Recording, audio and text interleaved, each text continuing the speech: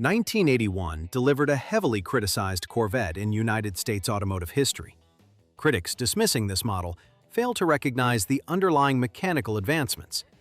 Enthusiasts often label it a weak year or a forgettable footnote, suggesting Chevrolet surrendered its performance legacy.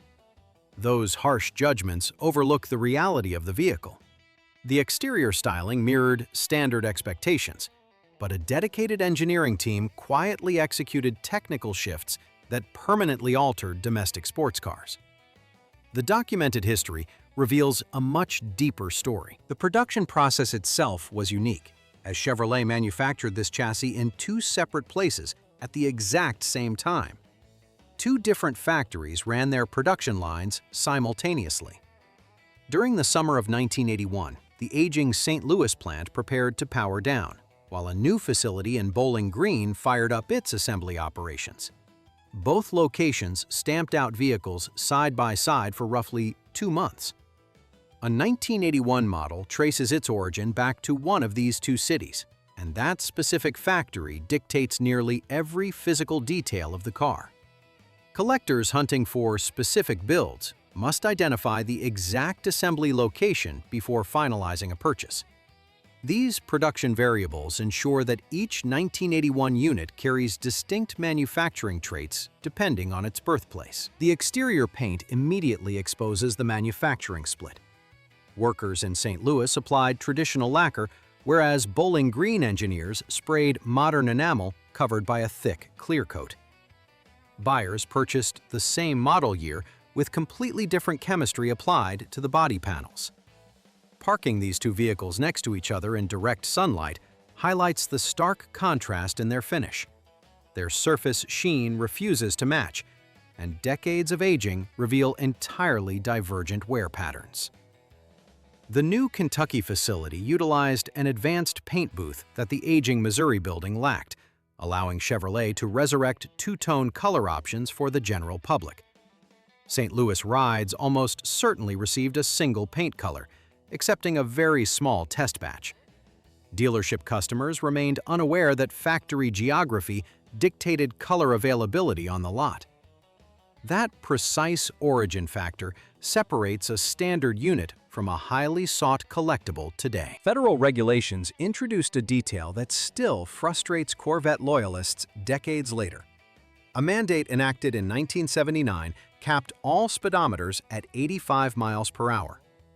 This platform could outrun every other vehicle built domestically that year, creating a conflict between actual performance and displayed metrics. Automakers simply had to comply with the strict government rules. Drivers buried the needle past 85 and guessed their true velocity. While operating the fastest street-legal production car on the road, General Motors engineers understood the true capabilities of the vehicle, but regulators forced restricted instrumentation onto the dashboard. Customers paid premium sports car prices for an instrument cluster that failed to measure the actual top speed. The powertrain options also faced severe restrictions.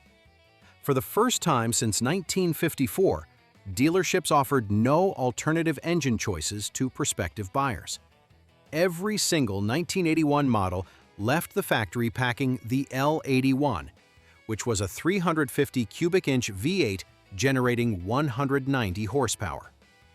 Buyers could still select handling upgrades like the Gymkhana suspension package, but no displacement upgrades existed anywhere on the order sheet. Corvette loyalists had selected their own powertrain configurations for 27 consecutive years before this abrupt cutoff ended that long-standing tradition.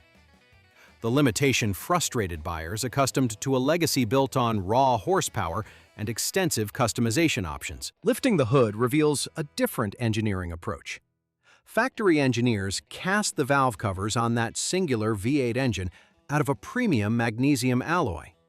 This specific material ranks as one of the lightest structural metals utilized in precision manufacturing, costing considerably more than standard cast aluminum. Chevrolet approved the expensive material because extreme weight reduction justified the higher production costs. Very few eager buyers recognized the aerospace-grade metal sitting on top of their engine block. The designers specifying those parts maintained a strict focus on efficiency, and those black covers expose the strict priorities driving the engineering team behind this platform. The integration of new electronics marked another large technical shift. This became the first model year where every unit rolling off the assembly line included an onboard computer managing engine metrics in real time. Chevrolet branded the system as Computer Command Control. This digital processor regulated fuel delivery and monitored emissions simultaneously during regular driving conditions. Automotive magazines largely ignored the feature, and showroom buyers rarely inquired about the installed technology. That silent processor laid the direct foundation for modern electronic engine management across the industry. General Motors actively coded real-time software for an entire fleet of passenger vehicles, while competitors lagged behind. Critics frequently ignored the technical breakthrough, even though GM engineers successfully implemented early digital control systems. An obsession with weight reduction drove further mechanical updates. Engineers removed the traditional rear steel spring, which weighed 44 pounds, and substituted a fiberglass composite unit weighing just 8 pounds. 36 pounds disappeared from one solitary suspension component. The composite setup resisted corrosion far better than raw steel, fundamentally altering the rear suspension feedback in ways drivers felt immediately on the road. Federal fuel economy mandates heavily restricted every automaker operating in 1981. This fiberglass suspension piece stands as a sharp engineering solution delivered under strict regulatory constraints. Drivetrain alterations also affected manual transmission purists. The 1981 production run marked the final year buyers could order a third-generation Corvette with a stick shift. The ensuing 1982 model required an automatic transmission for all vehicles, eliminating the manual option entirely. That absence continued until late 1984, creating a 3-year gap for manual enthusiasts. Drivers wanting to manually shift gears in an American sports car faced their last immediate opportunity on the 1981 showroom floor. Many buyers assumed the manual option would quickly return, walking away from dealerships without realizing the feature was disappearing for multiple model years. Interior upgrades greatly improved the driving experience compared to older cockpits. Previous iterations locked occupants into upright seats lacking proper reclining functionality, making long cross-country road trips uncomfortable. Chevrolet introduced a 6-way power driver seat featuring functional reclining mechanisms for the 1981 model year. Drivers could finally ease back into a comfortable posture during extended highway travel. The seat upgrade demonstrated that Chevrolet recognized how owners used their vehicles. Enthusiasts regularly drove these sports cars over vast distances, rather than simply trailering them to local weekend automotive shows. The engineering team also replaced the heavy cast-iron exhaust manifolds. Designers swapped in stainless steel units weighing 14 pounds less than the previous generation.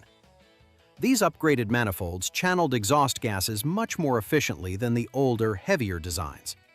Stainless steel resists corrosion much better than cast iron during decades of intense thermal cycling. Well-maintained 1981 models maintain their exhaust integrity today, largely due to that material upgrade. The design team focused heavily on long-term durability, ensuring the powertrain components would survive extensive use over many years. The cooling system received an effective secondary upgrade. Chevrolet integrated an auxiliary electric cooling fan that activated automatically whenever engine block temperatures exceeded a set threshold.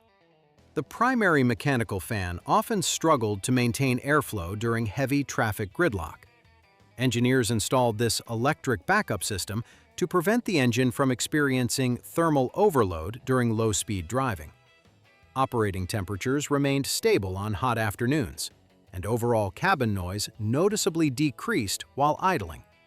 Solutions like the electric fan demonstrated a commitment to practical drivability in challenging conditions. The complete production history shows a vehicle adapting to strict regulatory requirements while managing assembly across 2 different states. The platform implemented early digital engine management and reduced overall mass through the application of aerospace-grade materials. The 1981 Corvette endured heavy production constraints, yet the designers successfully introduced substantial technological updates within a single model year. Collectors who recognized these technical milestones acquired these vehicles for modest prices at auction. The weight-saving techniques and electronic engine controls introduced here eventually became standard practice across the automotive industry. The engineering team successfully balanced government regulations with necessary performance updates, creating a car that directly influenced modern automotive manufacturing.